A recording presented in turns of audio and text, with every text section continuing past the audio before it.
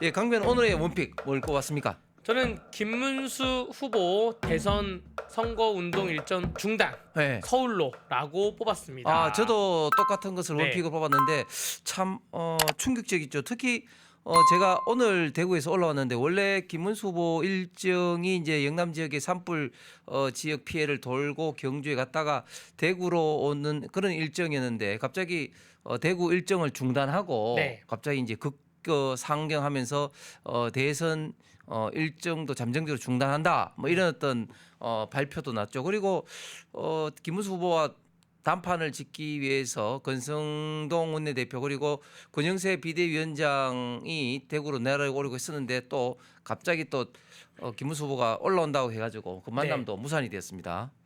네, 아마 뭐 여러 가지 해석이 있을 건데요. 처음에 서울로 올라온다는 소식을 제가 들었을 때는 의원총회에 참석하려고 오는 건가라고 생각이 들었는데 지금 아직까지 밝혀진 바로는 그렇지 않는 것으로 보여지고요. 네. 지금 시기가 너무 촉박해서 정치권에서 원래 사람과 사람이 만나려면 시간과 장소를 조율하고 방법과 메시지까지 조율합니다. 그런데 지금 권영세 권성동 당 지도부가 대구로 내려가겠다라고 말을 하면서 기차를 실제로 탔고요. 여기에 한덕수 후보자도 나도 내려가겠다라고 해서 메시지가 나왔으니까 만약에 대구 지금 아마 만났으면 지금 이 시간쯤 만났을 거예요. 서문시장 한가운데서 이 시간쯤에 만나게 되면 모양새가 좀 이상해질 수가 있기 때문에 그래서 차라리 수도권으로 가서 만나도 수도권에서 만나는 게 낫지 않은가 해서 서울로 올라간 게 아닌가 저는 이렇게 한번 생각을 해봤습니다. 그렇게 좀 됐으면 좋겠는데 지금 돌아가는 상황이 네. 굉장히 좀 걱정스럽습니다. 지금 댓글도 많은 분들이 이제 염려를 하고 있고 특히 많은 어떤 당원들과 지지자들이 물론 뭐 각각의 입장은 다르겠습니다만은 이제 단일화가 혹시 이러다가 무산되는 게 아니냐 아니면 또 너무 늦어지는 게 아니냐 뭐 그걸 통해서 이재명에게 정권을 갖다 바치는 게 아니냐 이런 어떤 사실은 걱정이 많습니다.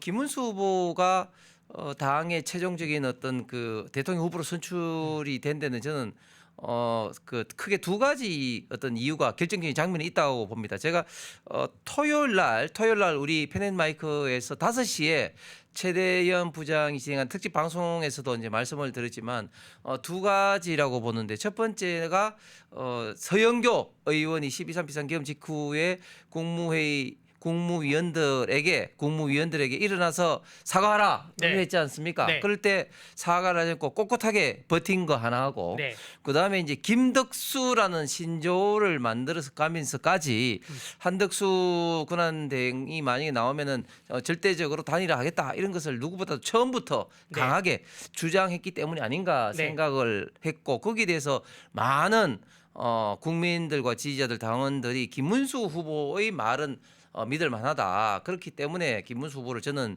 지지했고 그것이 결국은 최종 국민의힘 후보로 선출되는데 결정적인 두 가지 장면 중에 하나가 아닌가 생각을 합니다. 물론 저는 지금도 김문수 후보가 단일에 대해서는 하등에 저는 어떤 진심이라는 것을 의심하지 않습니다. 네. 그런데 이제 워낙 시간이 지금 급하기 때문에 단일화를 언제 그리고 어떻게 하느냐 이런 어떤 부분에 대해서 조금 캠프를 중심으로 해서 생각이 조금 다른 게 아닌가 생각을 합니다. 그런데 상식적으로 시기는 5월 11일이 이제 후보 등록 마감 시간이기 때문에 네.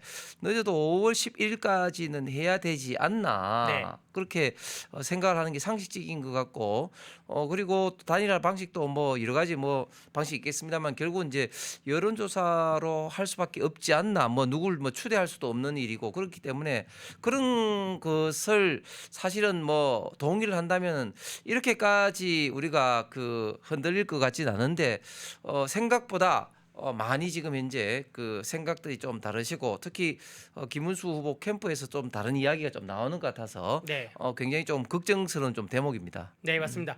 여러분들 가장 중요한 거는 이재명에게 정권을 넘겨주지 않기 위해서 또 우리 보수 우파가 필패를 하지 않기 위해서는 그 기호가 2번하고 8번이 모두 등록되는 거는 막아야 됩니다. 왜냐하면 2번하고 8번이 모두 등록된 이후에 나중에 단일화가 진행되게 되면 이게 공직선거법이나 정치자금법상에 좀 이상해질 수가 있어요. 그렇기 때문에 한덕수, 김문수, 한덕수든 어떠한 단일화 과정을 거쳐서 1인 후보로 등록을 할 때는 국민의힘에 도장을 찍어서 국민의힘의 공직자 추천 후보로 올라가야 되는데 그러려면 5월 11일 오후 6시까지 선관위에 등록하기 전까지가 그게 돼야 되는데 넉넉하게 잡아서 적어도 정말로 뭐 빠듯하게 양보하면 5월 11일 오전이고요. 그렇지 않으면 그 전날인 5월 10일이나 전전날인 5월 9일이 돼야 되는 것이죠. 지금 5월 11일에 그 전당대회랑 전국위원회 소집에 대해서 공고가 올라와가지고 많은 분들이 뭐 또 특히 김문수 캠프 측에서는 좀 오해를 하고 있고 이양수 사무총장의 경우에는 오해가 있으면 본인한테 직접 전화를 달라 설명을 드리겠다라면서 국민들에게 설명한 거는 당헌에 의하면 당원 당규에 의하면 전당대회와 전국위원회는 5일 전에 그 소집을 공고를 내야 되기 때문에 그렇기 때문에 5월 5일 전에 5월 5일에 소집 공고를 냈다는 것이고요. 만에 하나 한덕수 후보자로 단일화가 될 경우에는 전당대회를 다시 해야 됩니다. 뭐 왜냐하면 여러분들 일반 회사에서도 주주총회에서 결정된 상황을 이사회에서 번복할 수가 없어요.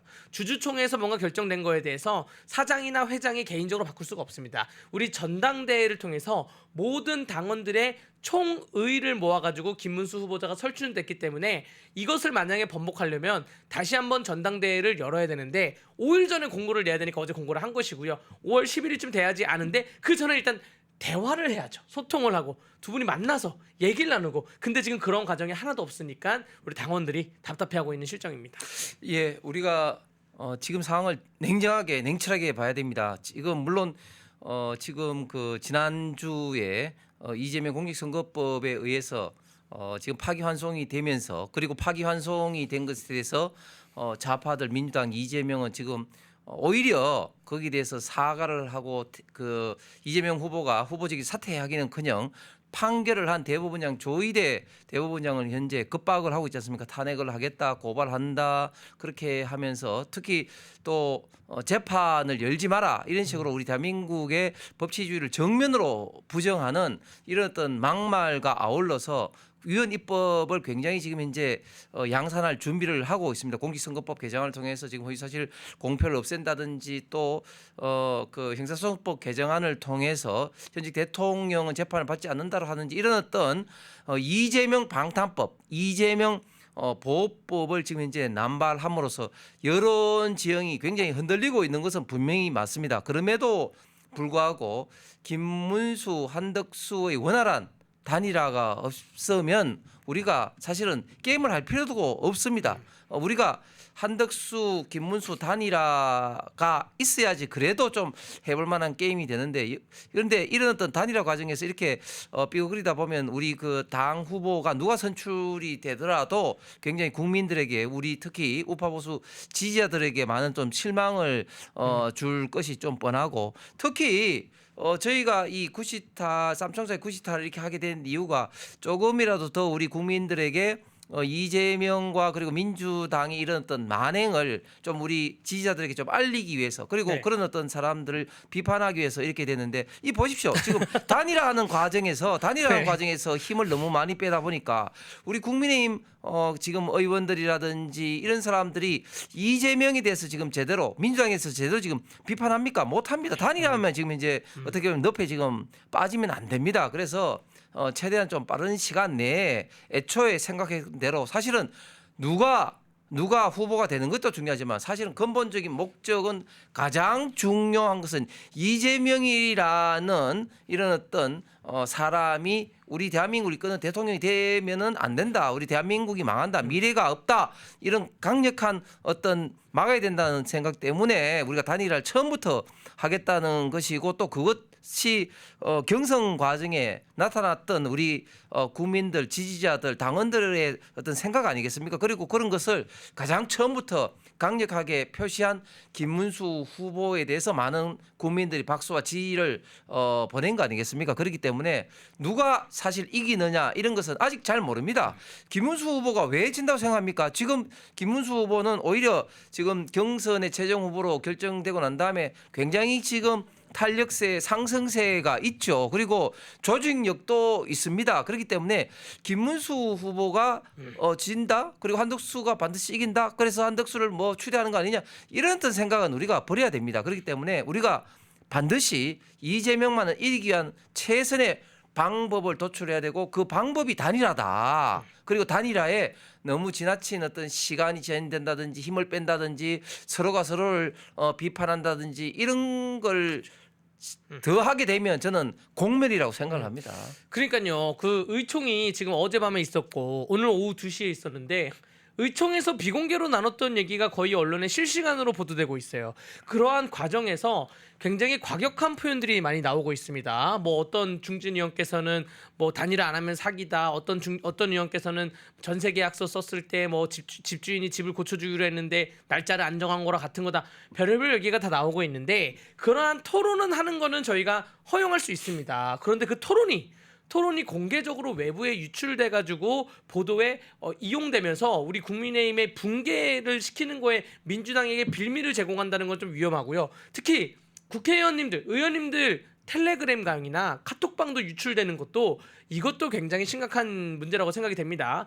의원님들께서는 그 의총장 얘기나 카톡방이나 텔레그램 얘기를 외부에 우리 나중에 뭐 이재명에 대해서 뭐라 그러는 거는 얼마든 유출하셔도 되는데 결국 당내 화합을 위해서는 밖으로 굳이 유출을 하셔는 안 된다 말씀드리고요. 저는 그나마 좀 안타까운 게 다른 분들은 그럴 수가 있어요. 8강전에서 4강전 올라오면서 여러 가지 후보들로 갈라지면서 이런 분들에 대해서는 서로 뭐 비판할 수가 있는데 적어도 김문수 후보 캠프에 있던 분들은 그런 말씀하시면 안 되죠.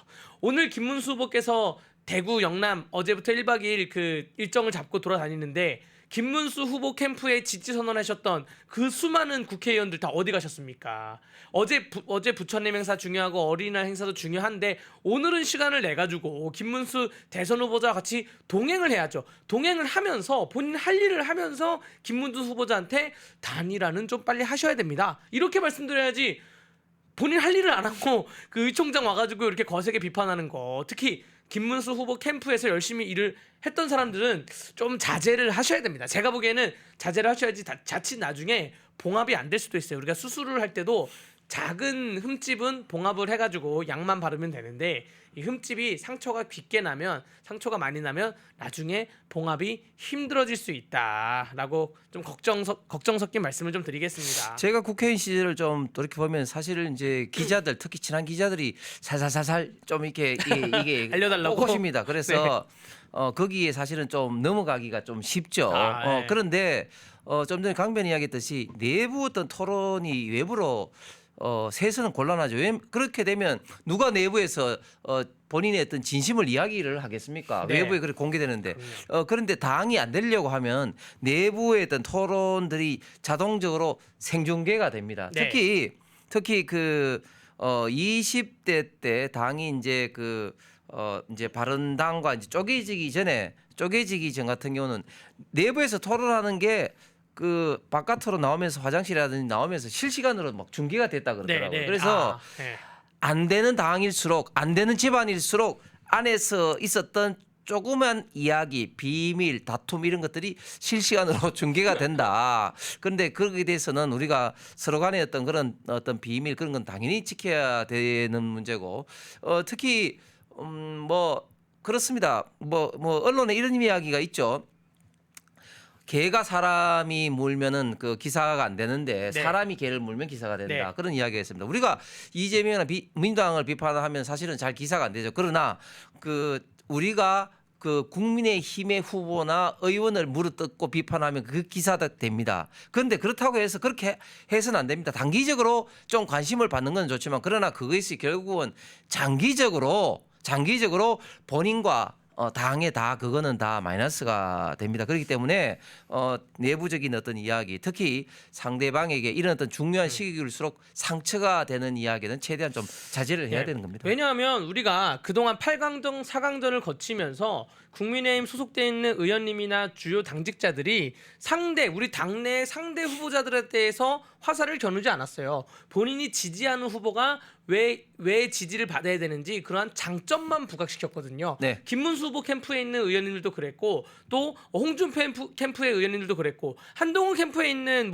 국회의원들이나 국민의힘 주요 사람들도 그 우리 후보에 대한 강점을 내세웠지 상대 후보에 대한 약점을 파진 않았단 말이에요. 네. 그런데 오늘 윤희숙 여의도 연구원장님께서도 정말 강력한 말로 SNS에 글을 올리셨는데 네. 무슨 뭐 후보 교체까지 검토돼야 된다 이런 식으로 글을 올리셨는데 여의도 연구원장이라는 자리는 우리 당의 전략을 짜는 자리잖아요. 네. 내일 모든 당원들한테 찬반 조사로 그 ARS 전화가 간다는 것인데 그 찬반 조사에 대한 그 질문지 이거 전략적으로 여의도 연구원에서 아마 좀 검토를 하거나 만들었을 거라 생각이 드는데 여의도 연구원장께서 이렇게 한쪽에 치우치는 발언을 하게 되면 그러면 김문수 후보자께서 더욱더 열이 받지 않겠습니까? 이 질문의 자체에 대해서 의문을 가질 수 없기 때문에 좀 각자의 SNS를 결과 나올 때까지 자중하시고 한덕수 김문수가 만나가지고 얘기를 나눌 때까지 좀 자중하시고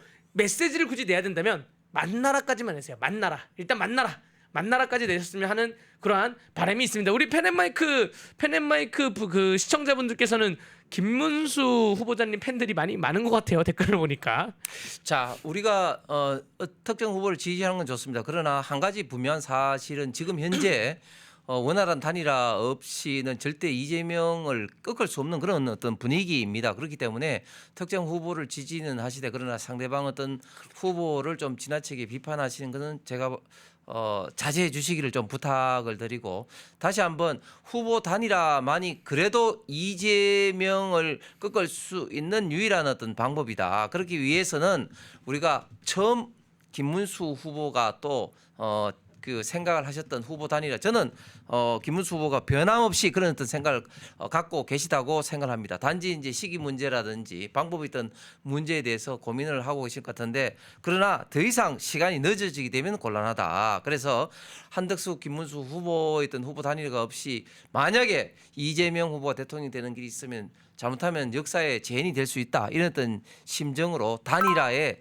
적극적으로 그리고 늦지 않게 임해해 주시기를 다시 한번 간곡하게 좀 부탁을 드리면서 원픽은 마치고 이제 드럼통 시리즈로 넘어가겠습니다. 펜앤마이크에서 추천하는 영상도 보고 가세요. 다른 영상도 즐기시려면 구독 버튼을 꼭 눌러주세요.